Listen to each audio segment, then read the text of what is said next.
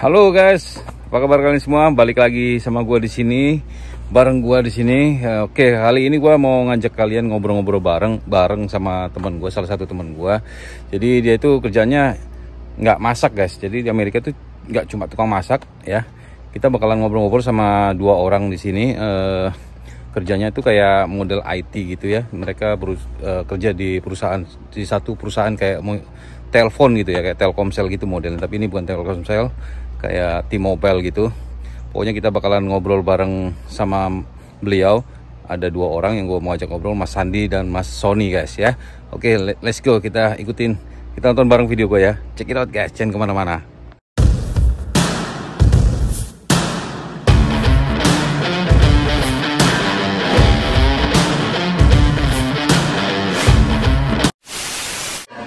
Sempat dikirim ke sini untuk training. Oh, itu provider ya, kayak gitu, provider ya.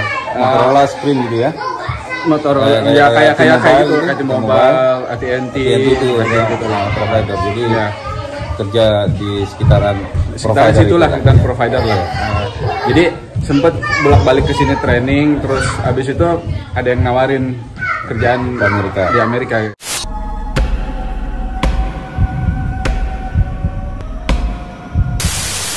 Halo guys, apa kabar kalian semua? Jadi ngomong kita biasa aja. Gak takut juga ya. Kita mau ngobrol-ngobrol ini sama teman-teman kita yang biasanya gue ngobrol sama para tukang nasi goreng. Teman-teman gue biasa kebanyakan tukang masak ya, tukang sushi. Tapi ini ada namanya Mas Sandi. Salah ya? Sony. Jadi mau tanya nih, banyak yang request kerjanya orang Indonesia tuh apa aja sih? Kok tukang masak mulu katanya kan? Ini ada kerja jadi IT katanya. Apa ini? Jadi Mas Sony ini apa nih kerjanya di Amerika? Kalau bisa dibilang telco lah di Telkom ya? Dunia telekomunikasi ya. Oke, bidang apa? Telekomunikasi. Maksudnya apa ini? Ngurutin kabel apa gitu aja. Saya kerja di salah satu operator telekom di sini. Nggak bisa disebut ya? Nggak bisa disebut namanya. Pip gitu kan? Pip gitu, nanti disuruh bayar lagi. Terus apa namanya?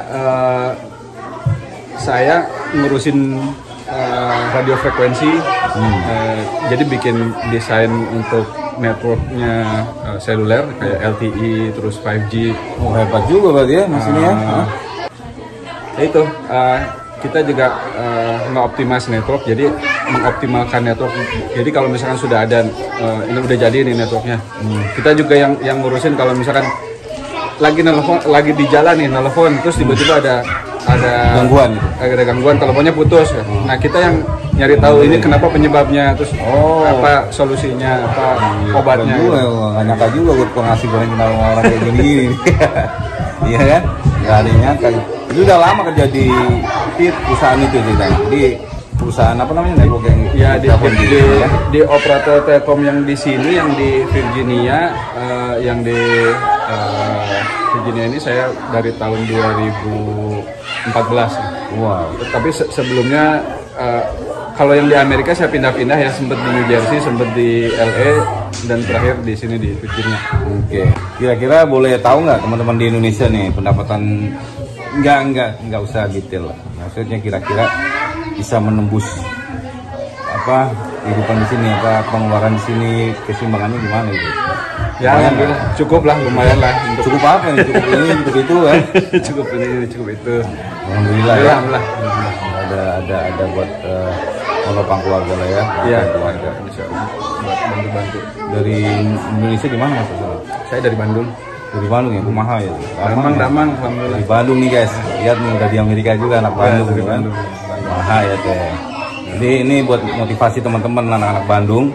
Jangan takut untuk merantau ke mana aja, nggak cuma ke Amerika ya, Mas ya. Dan anak-anak engineer Telkom yang ada di Indonesia, engineer Telkom Indonesia yang ada di Amerika itu, yang Mas Sony ini udah banyak ya? Banyak, ada beberapa teman-teman seperti saya ini kayak Mas Sandi, terus ada yang di California ada, yang di Texas ada, yang di Seattle ada, hampir di setiap state sekarang udah ada gitu. Dulu masuknya pakai visa apa sih? Pertama datang itu pakai H1B. H1B ya, tuh guys, H1B guys. Jadi punya kalian, baru kalian bisa nge-play visa H1B ya. H1B ya. H1B bahasa Indonesianya. Jadi kita harus punya keahlian untuk masuk ke Amerika dengan visa H1B gitu ya. Kayak Mas Sony ini nih. Gitu. Benar ya namanya Sony ya? Iya betul. Dari Bandung. Nanti ada satu lagi namanya Mas Sandi, kita mau ngobrol sama dia. Dia lagi sibuk kayaknya anak. Iya. Jadi waktu pertama masuk tahun berapa tuh Mas Sony masuk ke Amerika? Saya sebenarnya sempat bolak-balik ya. Sempat pertama ke sini dari zamannya dulu masih ada company namanya Motorola ya, kalau Motorola misalkan pernah dengar. Nah, dulu waktu itu sempat dikirim ke sini untuk training. Oh itu provider ya, kayak gitu provider ya. Motorola Sprint gitu ya.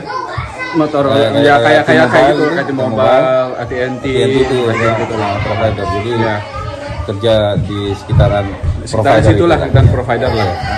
Jadi sempat bolak-balik ke sini training, terus abis itu ada yang nawarin kerjaan di Amerika gitu. Langsung apply itu visa ya. Ditawarin mau nggak kerja di Amerika gitu. Cuman kamu udah apply dapat ya. Terus dapat. Alhamdulillah langsung bawa keluarga kemari semuanya. Enggak, belum. Saya dulu jadi married di sini ya, Pak? Pertama datang ke sini masih bujangan. Oh, jadi sempet sini. Sempet kerja dulu di sini di Seattle gitu, terus di Arizona.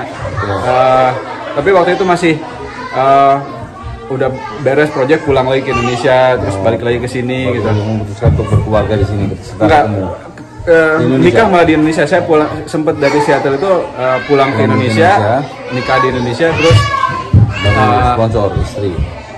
Enggak dapat lagi apa tawaran kerja di sini lagi. Waktu itu saya udah mutusin mau balik ke Indonesia aja. Pulang ke Indonesia, sempet kerja di Indonesia, di Singapura, balik lagi ke Indonesia, terus ditawarin kerja di sini. Langsung ke sini ya. Langsung ke sini, tapi waktu itu udah nikah, jadi yang kedua kalinya saya yang ke tahun 2006 saya anak yang paling gede. Langsung ke sini langsung ke Oke Mas, terima kasih, mudah-mudahan obrolan kita ini memotivasi insya Allah ya di Indonesia ya. Ya, sukses. Jangan lupa guys di subscribe and like and subscribe. Iya, subscribe Andi Ras Culture. Itu tuh udah mulai struggle. Lama banget ini gitu. Satu bulan lagi kayak lagi kita wawancara. Gitu udah mau naik. Jalurnya sama kan ya, dari jalurnya sama. Kalau yang bolak-balik itu masih oke gitu. Begitu masuk Silver Farm, itu udah habis. Sorry Mas, kita kedatangan Mas Eko. Temen satu lagi namanya Mas Eko. Mas Eko, kenalin diri, namanya siapa nih? Mas Eko dari Jakarta ya? Dari Jakarta ya. Udah lama di Amerika juga Mas? Ya, alhamdulillah. Dari profesinya boleh tahu nggak teman-teman Mas Eko di Amerika? Saya tukang insinyur. Tukang insinyur ya? Kayak sidul dong ya? Di bagian apa insinyurnya? Mesin? Ya dulu sempat ngerjain mesin alat berat. Sekarang project saya electrification di traktor ya, itu pertama ya. Juga ya. Aku boleh sebutin nggak ya? Nggak usah lah. Ada perusahaan terbesar di Amerika juga yang bergerak di bidang traktor ya. Jadi Mas Eko ini termasuk engineeringnya, bener ya? Yep. Apa nih, ngomong apa lagi? jadi banyak guys teman-teman kita yang nggak cuma kerja tukang masak aja. Ada yang jadi insinyur, tukang insinyur, ada yang jadi provider ya Mas ya? Iya. Ya. Terima kasih Mas Eko, sukses ya. Ya, amin. Sukses selalu dong. Oh ya. Nah, guys, seperti yang tadi gue bilang, ini ada satu lagi teman gue namanya Mas Sandi ini. Mas Sandi ini dari mana Mas? Kenalan dulu Mas. Namanya Mas Sandi siapa? Dari mana? Dari Surabaya ya? Sama kita Surabaya ya? Surabaya. Ini Mas Andi profesinya di Amerika ini, teman-teman banyak nanya kan. Biasanya gue ngobrol cuma masak mulu gitu. Sekarang ketemu kayak model IT gitu, di provider, salah satu konsultan provider di Amerika ini kan. Jadi termasuk orang hebat. Sama kayak tadi Mas Sony ya. Jadi Mas Sandi berkecimpung di bidang ini udah lama ya? Udah lama juga ya. Kurang lebih 15 tahun lebih lah. 15 tahun. Udah lama dari tahun 2000 berapa? Saya masuk ke Amerika 2012. 2012 langsung pakai visa H1B juga ya? Iya, kan kebetulan memang apa namanya istilahnya ada relokasi. Iya. Kebetulan ada assignment di sini ya. Jadi teman-teman yang mau pakai visa H1B itu harus benar-benar punya keahlian seperti Mas Sony sama Mas Sandi ini ya. Karena memang sejatinya H1 itu skill set. Jadi harus ada skill ya.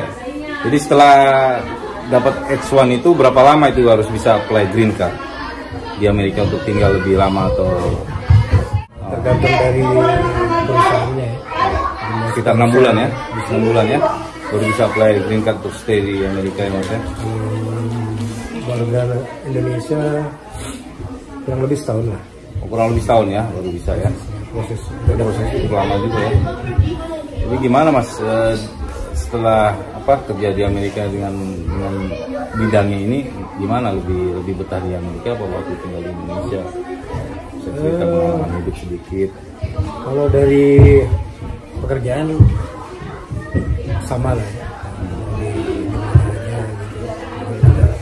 Sebelum masuk ke Amerika ini juga sudah Kemana-mana ya? keliling negara juga. Cuma mungkin lingkungan pekerjaan terus karir ya. Lebih enak jenjangin di sini ya. Culture-nya agak beda gitu ya. Bisa dikatakan mungkin di Amerika ini lebih santai ya. Lebih relax.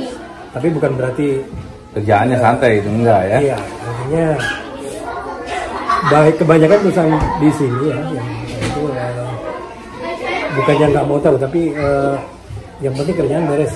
Oke. Mau ngerokok, mau datang siang, mau pulang awal.